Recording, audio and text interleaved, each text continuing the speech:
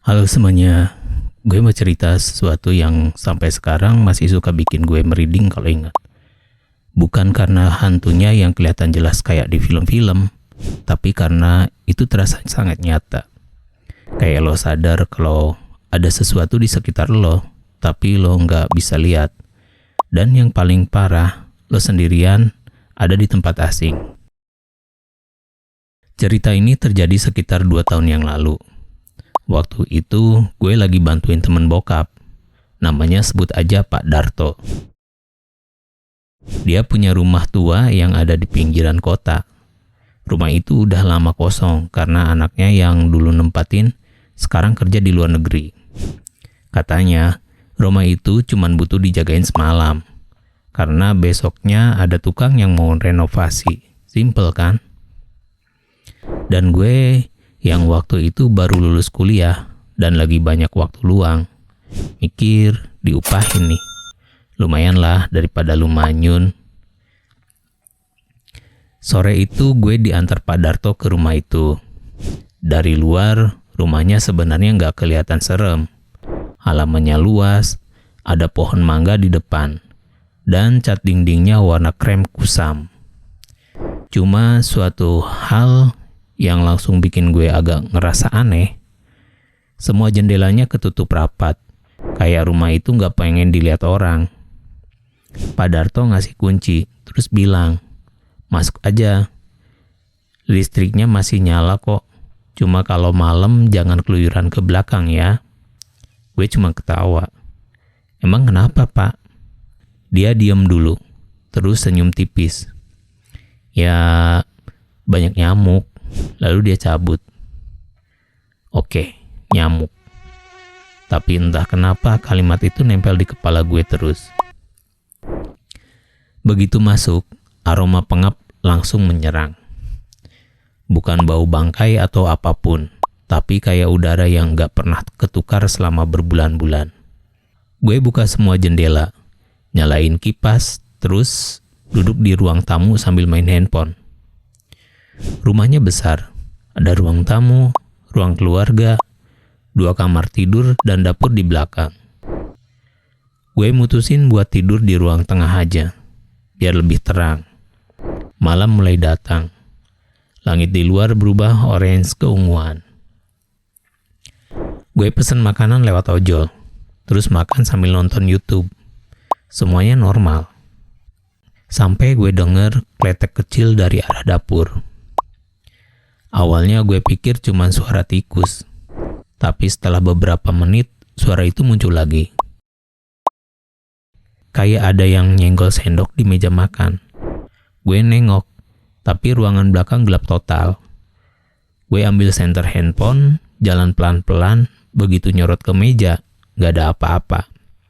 Cuman piring kotor bekas makan yang gue taruh di tadi sore. Ah, tikus kali, pikir gue. Tapi yang bikin aneh, sendoknya udah nggak di posisi semula. Sekitar jam 10 malam, gue udah beresin semua, matiin lampu ruang depan, dan siap tidur di karpet ruang tengah. Gue pakai headset, dengerin musik biar nggak sepi. Tapi baru sekitar 10 menit merem, ada suara, tok, tok, tok, pelan dari jendela. Bukan keras, tapi ritmenya rapi. Kayak orang ngetuk pelan banget dari luar. Gue lepas headset, mencoba untuk dengerin suara itu. Diam, hening banget. Siapa nih? Gumam gue pelan. Gue bangun, nyalain lampu, nengok ke jendela, gak ada apa-apa. Cuma angin yang bergerak pelan. Tapi perasaan gue mulai gak enak. Rasanya kayak ada yang ngeliatin. Gue coba tenangin diri. Udah, halu kali. Gue rebahan lagi, tarik selimut, coba tidur. Sampai akhirnya suara kletek-kletek itu muncul lagi, tapi kali ini bukan di dapur, dari belakang lemari di ruang tamu. Kayak ada yang mainin gagang lemari pelan-pelan.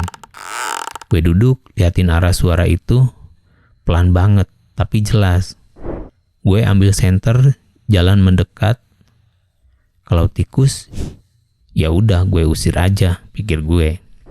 Tapi begitu gue buka lemari itu, kosong, gak ada apapun. Dan tiba-tiba, duk, kayak ada benda jatuh dari kamar sebelah. Gue langsung loncat kaget. Senter gue arahin ke kamar. Gue buka pintu, lampu di dalamnya padam. Tapi di tengah lantai ada bingkai foto yang jatuh. Gue ambil dan gue lihat fotonya. Foto keluarga, ada cowok, cewek, sama satu anak kecil perempuan. Senyumnya kaku, kayak di foto di studio zaman dulu. Yang bikin bulu kuduk gue berdiri, bingkai itu berdebu tebal, tapi bagian wajah si anak perempuan bersih banget. Kayak baru aja diskas seseorang. Gue akhirnya nyalain semua lampu di ruang tengah. Duduk sambil megang bantal. Gak bisa tidur. Setiap kali gue hampir merem, ada suara kecil dari arah berbeda. Kayak langkah kecil di lantai. Atau suara napas yang samar banget. Gue buka handphone, lihat jam 1.57. Sial, tinggal 3 menit lagi ke jam 2. Dan entah kenapa jam 2 pagi selalu identik sama hal-hal yang aneh. Gue nyalain lagu biar ada suara. Tapi justru di sela lagu itu, gue denger bisikan kecil. Bener-bener halus. Main yuk. Gue langsung matiin musik. Deg-degan parah. Siapa? Gue teriak pelan. Mencoba yakin itu semua pikiran gue. Diam. Tapi beberapa detik kemudian dari arah dapur kedengeran. Gluduk. Kayak kursi didorong keras. Gue refleks berdiri. Keringat dingin mulai keluar. Senter gue nyalain lagi. Gue jalan pelan ke arah dapur, tapi langkah gue terasa berat. Rasanya kayak setiap sudut rumah itu ngikutin gerak gue. Pas nyorot ke meja makan, kursinya beneran geser. Sekitar setengah meter dari posisi semula. Dan di lantai ada bekas langkah kecil kayak tapak kaki anak-anak, tapi basah. Padahal dari mana coba airnya? Gue panik. Gue keluarin handphone, nelpon Pak Darto. Untung dia angkat. Pak, saya dengar suara aneh di rumahnya. Kayak ada anak kecil. Dia diam beberapa detik. Lalu suaranya pelan banget. Oh, jadi kamu dengar juga ya? Lah, maksudnya apa? Emang ada apa di sini? Dia menghela napas panjang.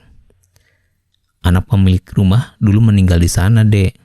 Jatuh di sumur belakang waktu main bola. Udah lama banget, sejak itu rumahnya jarang ditempati. Gue bengong. Terus kenapa nggak bilang dari tadi, Pak? Tanya gue. Kalau saya bilang, kamu pasti nggak mau nginep, katanya sambil ketawa kecut. Tenang aja, dia nggak jahat kok. Cuma, kadang pengen ditemani. Seketika gue diem. Kata pengen ditemani, itu kayak nancep di kepala gue. Dan entah kenapa, hawa di sekitar gue mendadak dingin banget. Gue lirik arah dapur. Kursinya udah balik ke posisi semula. Jejak kaki basah itu hilang. Dan tiba-tiba gue nyium aroma bunga melati. Lembut, tapi jelas banget aromanya. Bulu kuduk gue berdiri semua. Gue tahu aroma itu gak mungkin datang dari mana-mana. Karena gue gak bawa apa-apa. Gue mutusin buat duduk aja di depan pintu sampai pagi. Senter gue taruh di bangkuan, tangan gemeteran. Setiap kali gue coba baca doa, ada suara kletik dari dapur. Kayak sendok yang digerak-gerakin di piring. Teratur, pelan-pelan. Dan kadang diselipin suara tawa kecil. Lirih banget, suara anak kecil. Gue gak berani nengok lagi. Cukup, gue cuma nunggu matahari. Sekitar jam 5, cahaya mulai masuk dari jendela. Suara-suara itu berhenti total. Rasanya kayak rumah itu akhirnya tenang lagi. Begitu Pak Darto datang pagi itu, gue udah siap-siap keluar. Dia nanya, gimana? Aman kan? Gue cuma bisa jawab, aman sih Pak, tapi saya nggak mau jaga lagi. Dia ketawa kecil, terus ngasih amplop. Udah biasa, nggak semua orang kuat nginep di situ. Sebelum gue pergi, gue nengok sekali lagi ke dalam rumah itu. Cahaya pagi bikin semuanya kelihatan biasa. Gak ada yang aneh, cuman meja makan, kursi, dan lemari tua. Tapi pas gue lihat jendela kamar, ada embun di kacanya. Dan di situ kayak ada tulisan kecil dari jari. Tulisan itu cuma satu kata, main. Sejak hari itu gue nggak pernah lagi berani lewat daerah situ malam-malam. Kadang kalau gue lewat siang hari pun gue masih suka ngelirik rumah itu. Dan jujur, entah kenapa setiap kali gue ngeliat jendelanya, gue ngerasa kayak ada yang ngintip. Tapi bukan dengan tatapan marah, lebih kayak tatapan anak kecil yang nunggu temen mainnya datang lagi. Dan lo tahu yang paling aneh? Beberapa bulan lalu pas gue buka galeri handphone, gue nemu satu foto random dari malam itu. Padahal gue nggak ingat pernah foto-foto di sana. Gambarnya gelap, cuma ada ruang tamu dan jendela di belakang. Tapi kalau lo zoom pelan-pelan, ada siluet kecil berdiri di pojok sambil melambaikan tangan. Jadi kalau suatu hari lo disuruh jagain rumah kosong, pastikan lo nggak sendirian. Atau kalau lo ngerasa sendiri, jangan terlalu yakin. Mungkin ada juga yang lagi pengen ditemenin.